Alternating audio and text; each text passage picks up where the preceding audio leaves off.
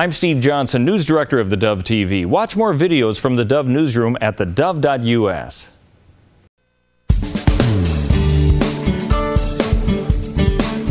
Welcome back. And earlier we talked about is America losing its sense of humor, and are we becoming too politically correct? And caught up into all of this are all of us, including even the faith community. Are we being intimidated to say nothing? And in our silence, are we condoning things that we otherwise wouldn't approve? Well, I've asked Polina and Steve to join me on this conversation because something that you found, Steve, and I did see this when it happened. There's a video clip, and I'll have you introduce it, but it's beginning to indicate that perhaps even the left is getting fed up with the nonsense of the left. Does that make sense? Yeah, you know, and I think this has been a concern for a lot of us, especially in the news business too, because I remember when the first hate speech legislation came out, it was, all right, how does that tie in with the First Amendment that although you may oppose what somebody is saying, they have the right to say it, that type of thing, and now we're going to label it not as to what they do, but the intent of their thought process, because hate is a pretty subjective thing. It is. And I think we've seen this extended out, like you're saying, into areas now that, unfortunately, what the end result is, silence.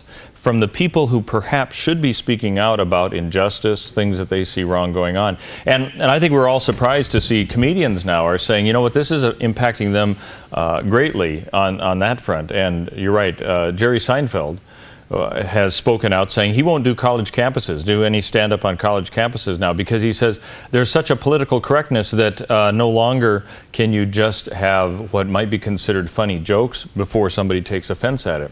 All right, before we play that clip, Polina, weigh in on this. Do you think America has lost its sense of humor? Yes, and I think a sense of humor is important. If you look in the times where we've had any kind of persecution or countries, if you read history, a lot of people said that was the key to survival, is to have a little bit of sense of humor left. There comes a time where laughing is not appropriate, and there is a really fine line, and this is where I guess political correctness comes in.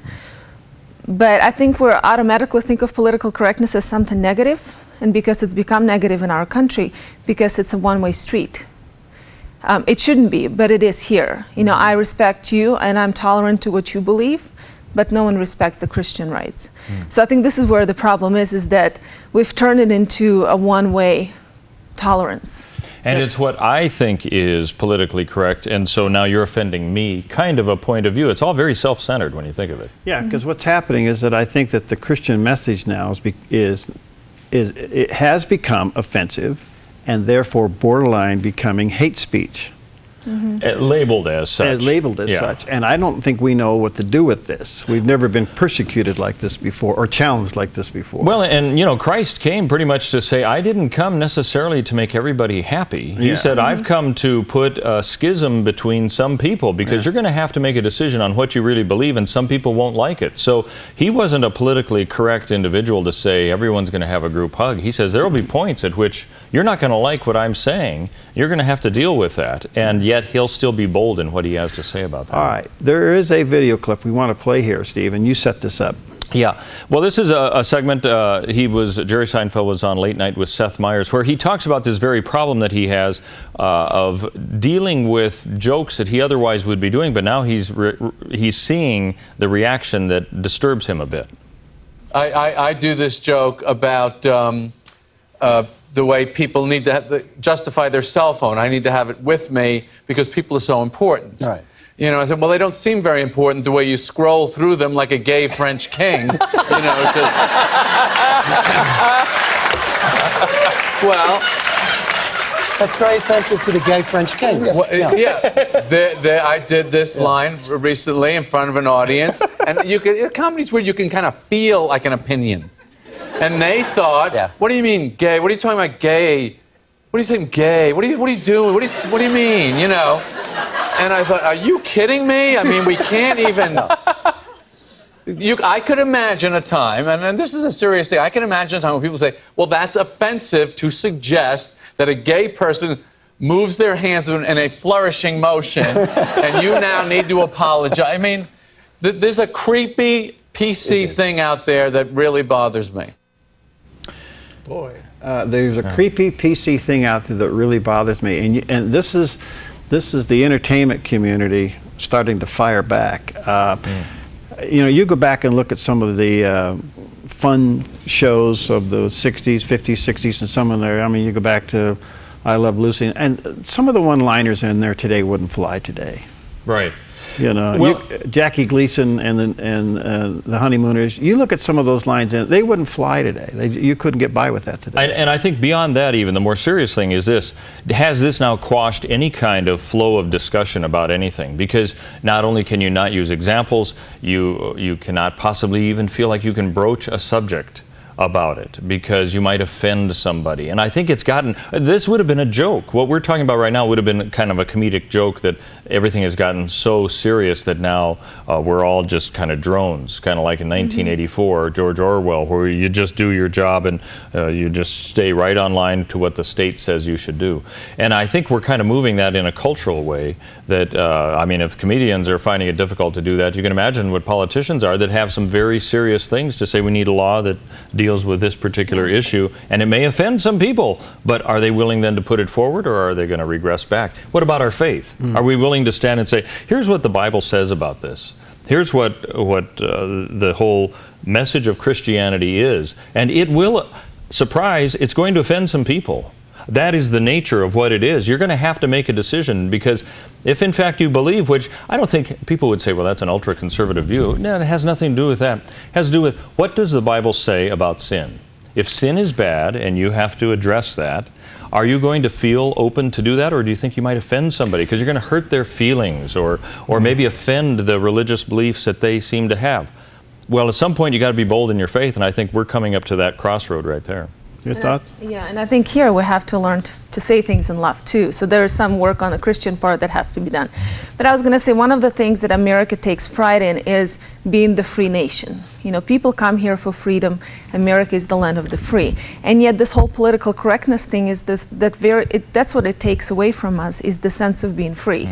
Because personally, I found myself not feeling that freedom when I have to watch what I say because of XYZ, because my job, my affiliation, my whatever, and the people I associate with, that I may offend someone. So I think that's what scares me, is how something like that can take away the basic freedom from us. I think you make a great point. Are we really free if we can't express ourselves? I mean, the whole First Amendment is being able to express yourself, but it's being interpreted now as hate speech or intolerance. But through all of this, I'm sensing now that Christians are forced, I shouldn't say be forced, Christians are choosing to become angry because their faith is being challenged. So the question is, can you hear and see the love part of the gospel through the anger of the Christian who's being opposed for what they believe? Yeah. It seems to be canceling itself out. And the old saying is that if love is felt, then the message is heard. But if anger's coming out, how do we get the gospel through our frustration to the person who needs love? I don't know. I mean, we're at an interesting point, and we're being intimidated into silence. Well, and you know, relationships that you have with people are the most important thing. I mean, to just think that you can tell somebody what they should think, you walk away, and then they somehow will, I think it's probably the wrong approach that way. I think, though, that no matter where you're at in the discussion with somebody, you know, you've got to kind of get down to where the rubber meets the road, so to speak. And I think that my concern is we may be feeling as if we're being put away into an area of a silent zone where we can't express what we think the faith is all about and the freedom that Christ gives you. Do you think that the faith community will find itself linking with maybe even the broadcast community, in that the infringement upon the First Amendment rights, for instance, we would have to link up with a Rush Limbaugh or a Sean Hannity or some of these other guys, you know, that are out there saying what they're saying, and they're now being put up to be hate mongers for their speech, for what they believe. But if they lose their right to say it, we lose our right to say it, and we therefore may even lose our right to believe it, even though you can't take it out of our heart. But that's where we're going with some of this stuff. You asked, would the faith community align themselves with some of these others like that? I think if they knew that the battle was on. I don't even think there are a lot of people, though, that understand that this is a problem. So they're not even thinking about, what the next step is. They're not even familiar that their rights may be being infringed on right now. Polina. You're from Siberia, Russia. How much freedom of speech did you have, or do you have there?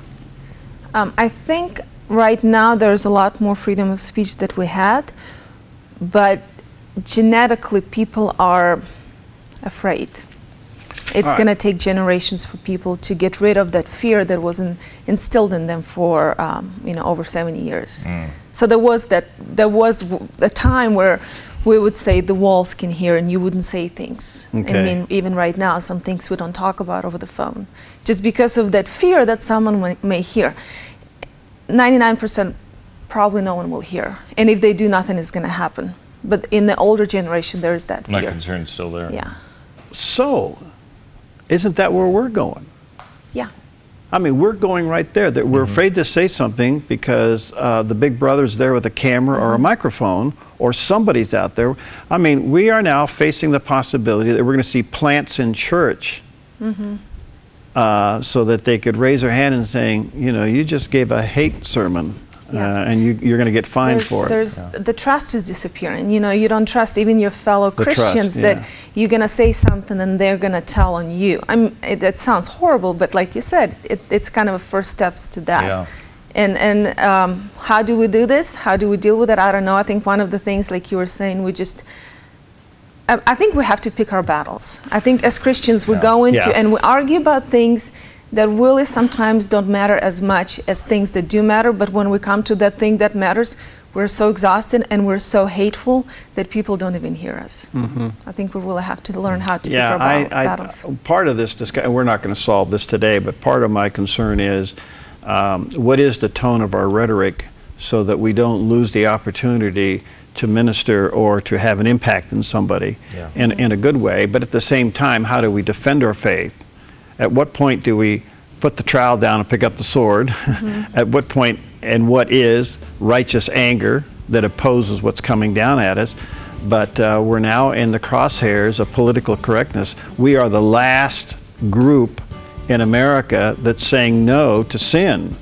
And if we don't keep our hand up and say no to sin, then what happens? And well, interesting. Do you find it, Stephen? You're culturally on top of things. Well, do you find it interesting that Jerry Seinfeld would say, I've had enough of this nonsense. I'm not going to go to campuses anymore. I'm not going to do this. This is crazy. And I've heard David Letterman also is feeling this. Jay Leno is feeling the same way as well. That they're noticing this trend. It doesn't make news until they start saying, I won't show up, and I'm not going to take that gig. But it's kind of an interesting thing coming out of that one area. You wouldn't have thought of that. Maybe the comedians and the evangelicals will actually be the ones who will be getting together. You never know. It's kind of an interesting coalition there, huh? That would be fun. But I just think, isn't it just so, it would be so confusing for someone like him, because on one side you watch TV, you look at the red carpet, it's not PG-13. It's well over R-rated. And yet when we go say something, it's so censored. You feel like there are only a certain word. So it's just confusing. I can understand where he feels torn apart, and I can see more people coming out like he did. Well, a discussion to continue on for quite a while, and thank you both for kind of airing some ideas on that. We're going to kind of continue on with this in another way. I got Todd Friel coming up from Wretched TV. Now, he's kind of in your face. We'll be right back.